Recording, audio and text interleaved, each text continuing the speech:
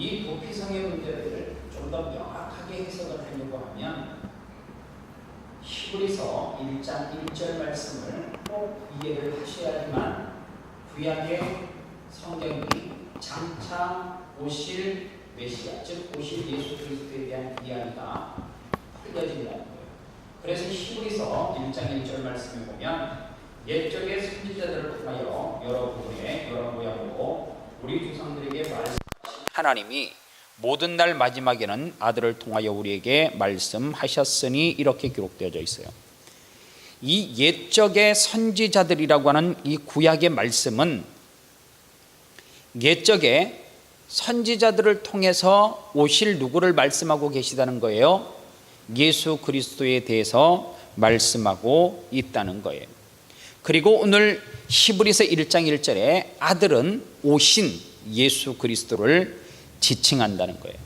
그런데 구약 성경을 보면 옛 선지자라 그렇게 표현을 하니까 사람을 통해서 오실 메시아에 대한 이야기를 다 한다라고 생각을 해요. 그런데 성경은 그렇지 않아요. 여러 부분과 여러 모양으로 우리 조상들에게 말씀하신 이 부분이 옛 선지자들을 뺀 무엇을 이야기하느냐 하면 사건이나 장소, 즉 구약의 옛 선지자 인물을 통하여서 어떤 사건을 통하여서 어떤 장소를 통하여서 장차 오실 예수 그리스도에 대해서 구약 성경에서 말씀하고 있는 내용이 있다는 거예요.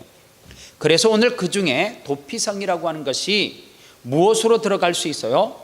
세 가지 중에 오실 메시아에 대해서 설명하는 부분 가운데 장소에 대해서 이 장소를 통하여서 오실 메시아에 대해서 설명하고 있는 부분이 도피성이다, 그렇게 이해를 하시면 돼요.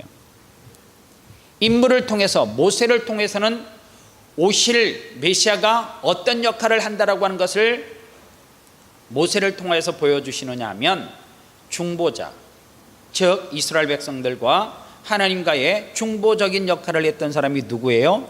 모세예요.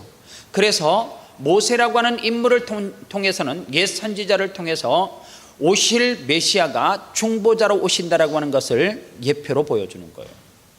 그리고 야곱을 통해서는 성화, 구원의 9가지 가정 가운데 계속해서 그리스도인들은 구원받은 것이 끝이 아니라 날마다 그의 삶이 어떻게 돼야 된다고요? 변화돼야 된다는 거예요.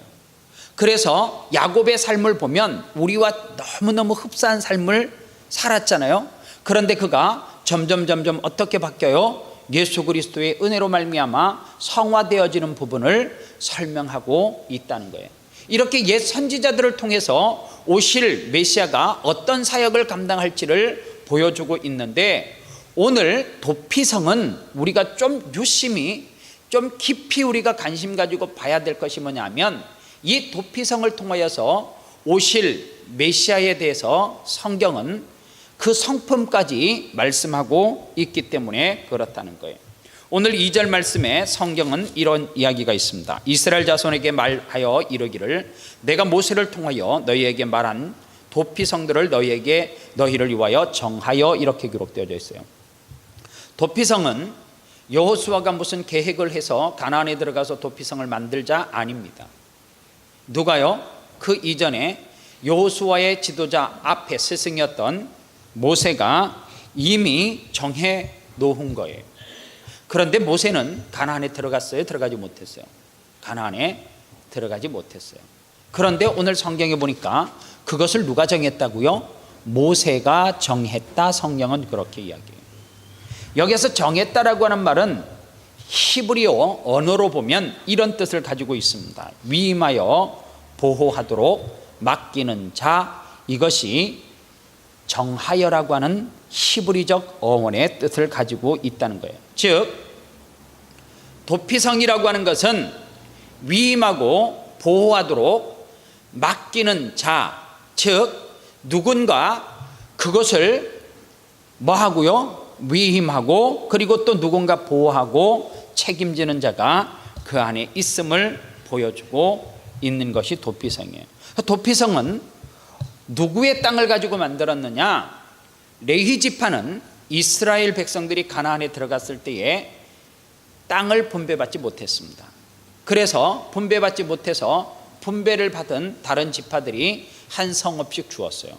그 가운데 6개 성읍을 가지고 레위 지파 사람들이 도피성을 만들어 놓은 것이고, 도피성은 거리상으로 보면 팔레스타인 지역에 고르게 분포가 되어져 있는데, 어떤 지역의 팔레스타인에 살든지 그 도피성까지는 반나절 안에 피할 수 있도록 위치에 잘 이렇게 분포를 시켜 놓았어요.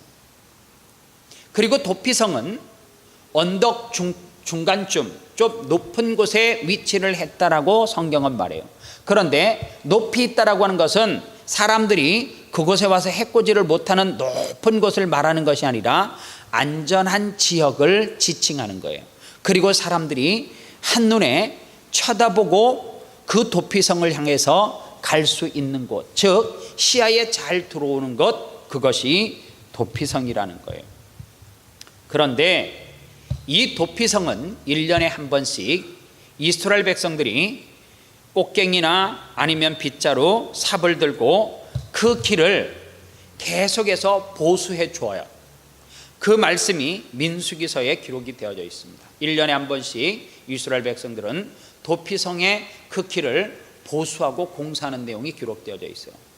그래서 우리가 찬송가를 부를 때 피난처 있으니 환난을 당한 자 이리 오라, 여기에서 말하는 피난처라고 하는 말이 어떤 의미를 가지고 있냐면 도피성으로 가는 길, 그게 뭐예요? 피난처예요. 그래서 가장 높은 산 중턱에 이 도피성은 자리를 잡고 있어야 되고, 이 도피성에 들어간 자들이 도피성에서 나올 수 있는 방법이 뭐냐?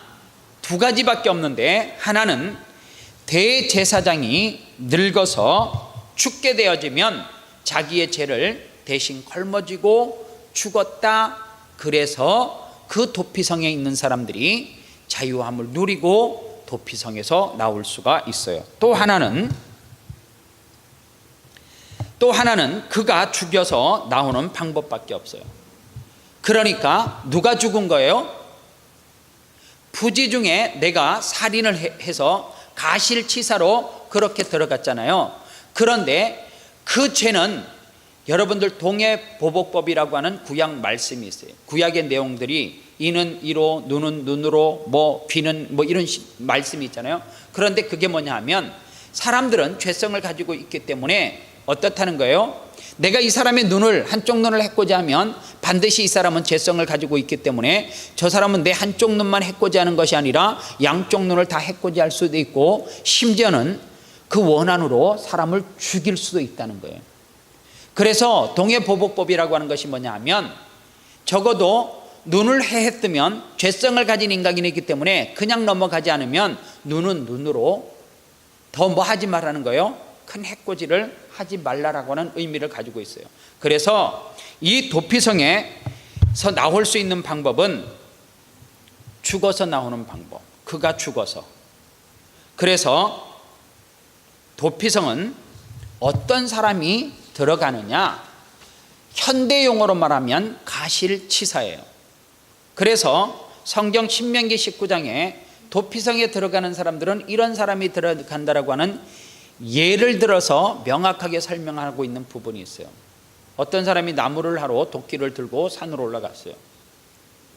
친구와 함께 갔는데 도끼질을 열심히 하는데 도끼 이 자루를 이 도끼를 고정하고 있는 이것이 느슨해진 것을 모르고 도끼 자루를 확 휘둘렀는데 도끼날이 빠져가지고 그것이 친구의 머리를 때려서 죽은 거예요. 이거를 무슨 살인이라 그래요? 부지 중에 살인한 자다, 그렇게 이야기를 하는 거예요. 고의로 한 것이 아니라 이런 사람들이 도피성에 들어갈 수 있다, 그렇게 이야기를 해요. 성경은 샘플로 그렇게 이야기를 해요. 중요한 게 또 있어요. 그러면 왜 도피성은 가나안 땅에 있을까? 가나안 땅이 어떤 땅이에요? 젖과 꿀이 흐르는 땅. 가나안 땅은 누가 들어가서 살아요? 이스라엘 민족이 들어가서 사는 땅, 축복의 땅이에요.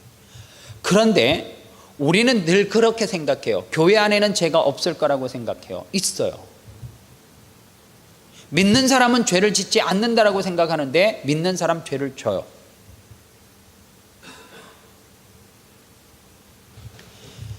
만약에 가나안에 믿는 사람들이 믿지 않는 사람을 다 쫓아내고 믿는 사람이 있어서 그 가운데 이러한 죄성을 가지지 않고 거룩하게 성화된 사람들이 다 살기 때문에 그곳은 죄가 없다라고 하면 도피성이 필요가 있어요, 없어요? 없어요. 성경은 완전한 동산이 딱 하나 있어요. 그게 뭐예요? 에덴 동산이에요. 환경이 좋다라고 죄를 짓는 것이, 환경 때문에 죄를 짓고 안 짓는 거에 문제는 결코 아니라고 하는 것이 에덴 동산이에요. 에덴 동산은 태초에 죄가 없었어요. 그런데 에덴 동산에 살면서 사탄의 유혹을 통하여서 어떻게 해요? 인간이 범죄를 해요. 그래서 자기의 수치가 드러나니까 나무잎으로 자기의 수치를 가려요. 그런데 햇볕이 비치니까 나무잎이 말라요. 그리고 하나님이 인간에게 주신 것이 뭐예요? 짐승을 죽여서 가죽옷을 입혔어요. 그래서 하나님께서 우리에게 주신 은혜가 뭔 줄 아세요? 죄를 가릴 수 있도록 해 주었어요. 죄를, 수치를 가릴 수 있도록 해 주온 거예요. 거기에는 뭐가 동반되어져 있어요? 희생이 동반되어져 있어요. 누가 희생돼요? 짐승이. 그 짐승의 죽음은 누구를 의미해요? 예수 그리스도의 죽음을 의미하는 거예요. 그래서 우리의 죄가 온전하게 가리워질 수 있는 방법은 뭐예요? 예수 그리스도의 십자가의 보혈을 의지할 때에 우리의 죄가 온전하게 씻겨지는 거예요. 이 은혜를 덧입지 않고는 우리가 이 땅에서 살아갈 수가 없는데, 이 은혜를 덧입고 살아가는 사람도 어떻게 해요? 죄를 져요. 죄를 질 수밖에 없어요. 가나안에 산다라고 죄를 안 짓는 것이 아니라 가나안에 살아도 범죄하고 죄를 져요. 그런데 그 범죄를 어떻게 해요? 그냥 내버려 둘 수가 없어서 하나님은 어떻게 하신 거예요? 그들의 죄를 어떻게 할 수 있는, 세상의 법을 통하여서 죄의 어떤 중량을 할 때에 어떤 죄는 어떻고 어떤 죄는 어떻고, 그런데 정말로 억울한 죄가 있어요. 그런 죄는 하나님께서 어떻게 한다는 거예요? 보호해 준다라고 하는 영적인 의미를 가지고 있다는 거예요. 그래서 우리가 전부 다 죄인인 것은 무엇을 통해서 알 수가 있느냐 하면, 예를 들어서 한 사과나무에 사과가, 어떤 나무는 달렸어요. 또 어떤 나무는 한 가수원에 똑같은 사과나무인데 사과 열매가 맺지 않았어요. 그럼 사과를 맺은 나무는 사과나무고 사과를 맺지 않는 나무는 배나무예요? 죄가 그렇다는 거예요. 어떤 사람은 죄의 열매가 맺어졌어요. 그런데 어떤 사람은 아직까지 죄의 열매가 맺어지지 않은 거예요. 그런데 이 사과나무는 언젠가는 사과가 맺힐 가능성이 있어요, 없어요? 있어요. 왜요? 사과나무이기 때문에. 이 나무에서 뭐가 나올 수 없어요? 배가 나올 수는 없어요. 왜요? 사과나무이기 때문에. 그렇기 때문에 죄라는 게 그렇다는 거예요. 어떤 사람은 죄를 들켰어요. 어떤 사람은 죄를 들키지 않았어요. 그런데 들키지 않은 사람은 항상 죄 지은 사람을 향해서 정죄하고 비난하고 욕을 해요. 그런데 성경은 그렇게 할 수가 없다는 거예요. 왜요? 모두가 죄인이기 때문에 죄가 드러난 사람을 향해서 범죄하거나 정죄하거나 그 다음에 그를 어떻게 할 수 없어요? 심판할 수 없다는 거예요. 그 심판은 누가 하는 거예요? 하나님이 하는 거예요. 그래서 우리가 신앙생활하면서 이 말씀을 꼭 명심해야 돼요. 우리는 의인이에요, 죄인이에요? 죄인 손 들어요. 의인. 둘 다 틀렸어요. 왜 둘 다 틀렸냐면, 우리는 죄인과 동시에 의인이에요. 의인임과 동시에 죄인이에요. 나 죄인입니다. 뭔 죄를 그렇게 줬어요? 예수 그리스도의 보혈의 피로 구원함을, 죄 사함을 받았잖아요. 그래서 우리는 의롭다함을 얻었잖아요. 그래서 우리는 그럼에도 불구하고 우리는 또 죄를 짓잖아요. 죄의 본성을 가지고 있기 때문에. 그래서 우리는 날마다 이 싸움을 싸우는 거예요. 어떤 싸움을요? 영적인 싸움을 싸우는 거예요. 그래서 이 싸움에서 끊임없이 영과 육이 우리 속에서 싸우고 있는데, 어떤 사람은 육이 영을 이겨요. 그러면 이 사람은 어떻게 해요? 죄를 짓는 거죠. 범죄하는 거죠. 반대로 영이 육을 이겨요. 그러면 이 사람은 어떤 사람이에요? 영의 사람이에요. 그러나 영의 사람이라 할지라도 이 사람도 또 육이 내 죄를 내 영을 집어삼킬 수도 있다는 거예요. 그래서 우리는 날마다 어떻게 살아야 되느냐 하면 십자가 앞에 엎드리는 방법밖에 없어요. 날마다 하나님 앞에 엎드리는 방법 외에는 이 죄를 이길 수 있는 사람은, 인간은 한 사람도 없어요. 오늘 그러면 도피성은 누가 피하는 곳이에요? 부지 중에 살인을 할 가능성이 우리도 있어요, 없어요? 죄를 지을 수 있어요, 없어요? 죄를 지을 수 있어요. 죄를 지을 가능성을 다 가지고 있는 저와 여러분들이 어디로 피하는 거예요? 도피성으로 피하는 거예요. 그런데 도피성은 누구를 지금 장소를 통해서 말씀하시는 거예요? 오실 메시아 예수 그리스도, 즉 우리가 신약시대에 살아가니까 오신 예수 그리스도, 즉 우리가 죄로부터